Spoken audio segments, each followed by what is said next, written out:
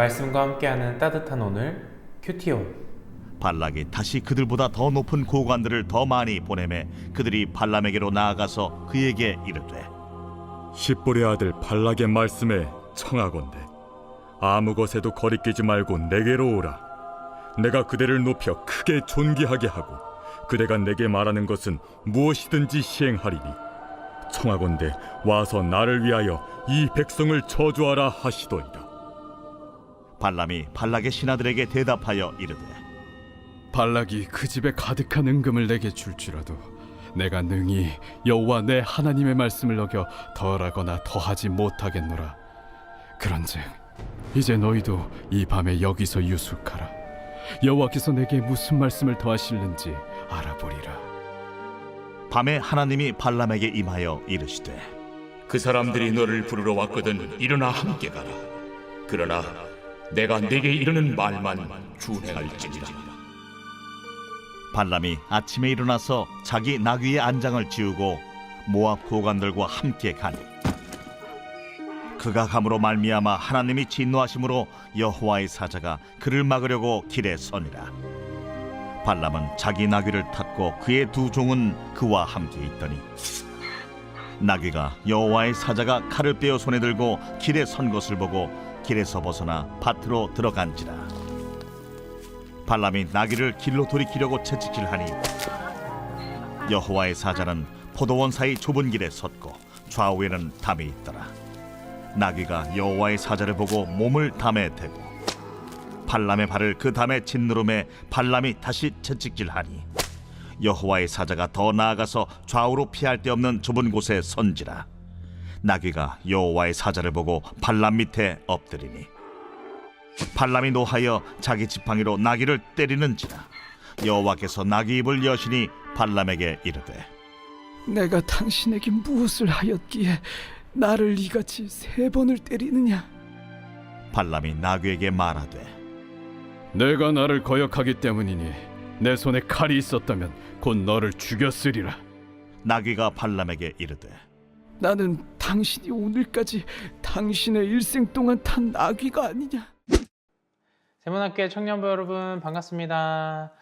오늘도 여러분들과 함께 이렇게 말씀으로 하루를 채울 수 있음에 저에게도 참 기쁨이 됩니다. 제가 기도하고 오늘의 큐티온 시작하도록 하겠습니다. 하나님 아버지, 오늘도 주님의 귀한 말씀으로 하루를 채울 수 있음에 저에게 참 기쁨이 되고 또 감사함으로 주님 앞에 나아갑니다. 주님, 우리 청년들 삶 곳곳에 말씀으로 함께 하셔서 주님이 주시는 참 평안이 가득한 삶 오늘도 살아갈 수 있도록 주님께서 우리 청년들과 함께하여 주시고 동행하여 주시옵소서. 예수 그리스도의 이름으로 기도드립니다. 아멘. 오늘 말씀을 보면서 제가 언제가 생각이 났냐면요, 학교 다녔던 때가 생각이 났습니다. 중고등학교 때가 생각이 났는데요, 제 기억으로는 제가 중학교 때쯤 이제 PC방이라는 것이 좀 활성화가 되면서 프로게이머라는 직업도 좀 생기고 스타크래프트가 유행이 되고 이런 말 하면 제 나이가 나올 것 같은데 이제 학원을 가긴 가야 되는데 친구들이 막 3대3, 5대5 게임하자고 하면은 이제 마음이 흔들리기 시작하는 거죠. 너무 재미있으니까 게임이. 그러면 이렇게 이야기합니다. 야, 그럼 내가 엄마한테 허락을 맡아볼게. 조금만 기다려봐. 이게 혼나기는 싫고 게임은 하고 싶으니까 이렇게 좀만 기다려달라고 하는 거죠. 어머니는 어떻게 말씀하실까요, 여러분? 당연히 안 된다. 이게 PC방은 악의 소굴이다 하면서 그 시절에는 저번에도 학원 빠지지 않았냐 이런 말 하면서 칼같이 거절을 당하게 됩니다. 그러다가 한 친구가 이렇게 이야기하게 됩니다. 괜찮아 한 번쯤 빠져도 돼. 그러니까 같이 가자. 이렇게 이야기를 듣게 됩니다. 그러면 그 친구의 말에 의해서 용기를 제가 얻게 되고 신나게 이제 게임을 하게 되죠. 그리고 나서 어떻게 될까요, 여러분? 집에 가서 이제 죽도록 혼나고 다음 주에 학원 가서 또 한 번 혼나고 이제 2배로 혼났던 그런 기억이 오늘 말씀을 보면서 기억이 났습니다. 사실 친구들은 아무런 결정권자가 아닙니다. 그죠? 괜찮지 않았어요. 그런데 친구가 괜찮다고 하니까 왠지 괜찮을 것 같았거든요. 그때는 결국 괜찮지 않은 결과가 올 걸 알면서도 마음이 가니까 친구는 부모님도 아니고 학원 선생님도 아니지만 그를 따르게 되는 것이죠. 내 마음의 욕심과 유혹이 가는 대로 선택을 하게 되는 것입니다. 여러분, 우리에게 유혹은 이렇게 찾아옵니다. 오늘 말씀에 이제 모압 왕 발락이 더욱 본격적으로 발람을 흔들기 시작합니다. 어떻게든 발람으로 하여금 이스라엘을 저주하게 해서 좀 이겨보려고 발락은 무슨 일이든 어떤 것이든 할 생각이 있는 거죠. 그만큼 간절했으니까. 그래서 발람을 부르는데 전보다 더욱 높은 관직의 사람들을 발람에게 보내는 것은 물론 어떻게 이야기하냐, 아무 것에도 거리끼지 말고 내게로 오라.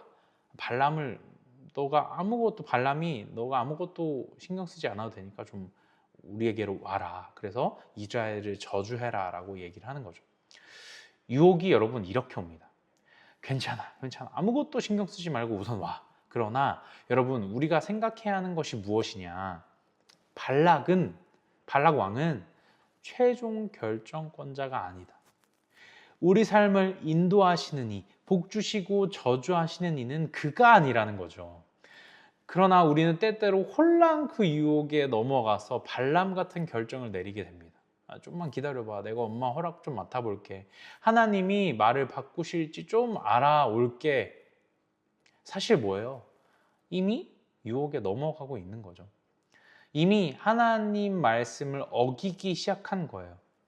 22장 12절에 그 전날의 말씀이죠. 하나님께서 이미 그들과 가지 말라고 명령을 하셨거든요. 이미 너는 안 된다. 가지 마라. 이스라엘 저주하지 말고 그들과 가지 말라라고 명령을 하셨습니다. 이미. 그런데 결국 어떻게 하죠, 여러분? 기다렸다가 허락을 받아내고 끝끝내 가게 됩니다. 발락이 발람에게 말하는 아무 것에도 거리끼지 말고 내게로 오라 해서 아무 것에는 무엇이 포함되어 있습니까, 여러분? 하나님의 말씀이 포함되어 있는 것이거든요. 하나님 말씀을 거리끼지 않고 가게 되는 거예요, 발락에게로. 우리는 어떻습니까, 여러분? 괜찮아, 신경 쓰지 마, 큰 문제 안 돼라는 세상의 유혹에, 사탄의 유혹에 하나님의 말씀은 저편에 두고 여러 번 경고하신 그 말씀, 여러 번 기회를 주신 그 하나님은 무시한 채 내 마음이 가는 대로 살아가고 계시지는 않습니까?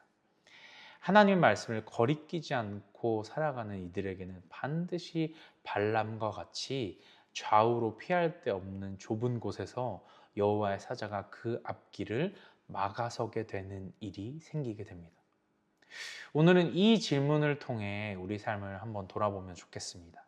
하나님의 말씀에 거리끼지 않고 행하는 나의 죄는 무엇입니까? 말씀을 통해 새롭게 되는 시간이 되길 바랍니다.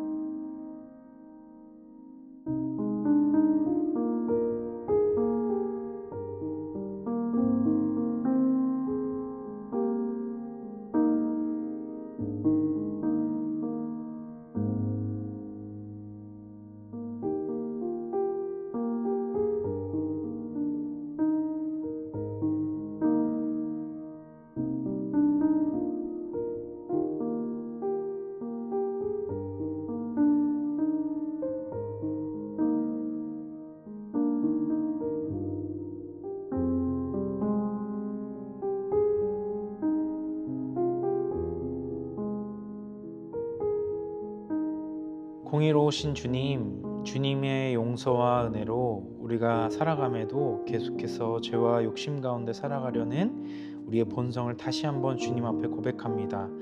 유혹에 연약한 우리의 마음을 도우셔서 하나님의 마음과 말씀이 가장 우선시되게 하시고 하나님의 말씀이 우리 청년들의 삶에 가장 큰 지표가 되게 하여 주시옵소서. 예수 그리스도의 이름으로 기도드립니다. 아멘. 오늘도 주님이 주시는 평안이 가득하시길 바라겠습니다.